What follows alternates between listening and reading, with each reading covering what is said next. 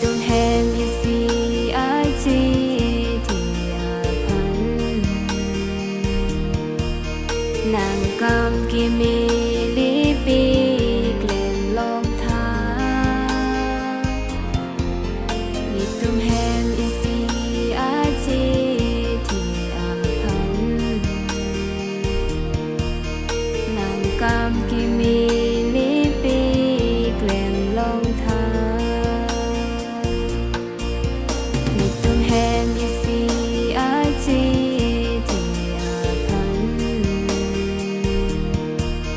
nàng cam kimi lipi glen long tha mi tung hem isi aji tiapan nàng cam kimi lipi glen long tha ni tum akai do tik a nàng cam kimi lipi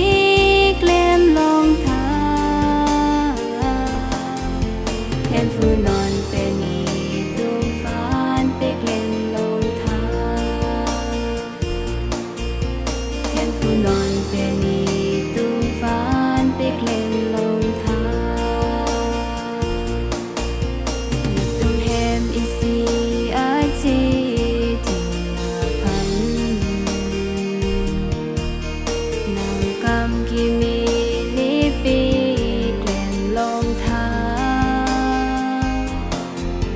mi tum hem isi aji tiapan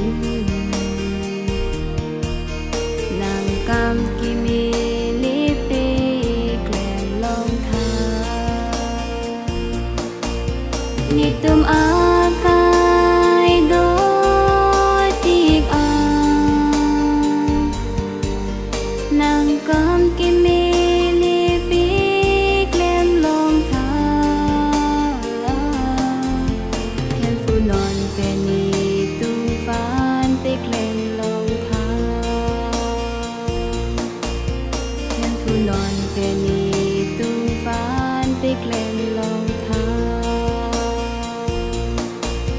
ni tum akai do tik a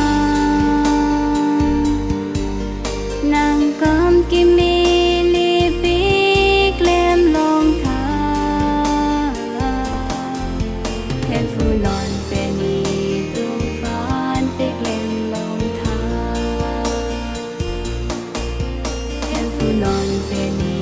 tum fan pe glen long tha mi tum hem isi aji tiapan nàng cam kimi lipi glen long tha mi tum hem isi aji tiapan nàng cam kimi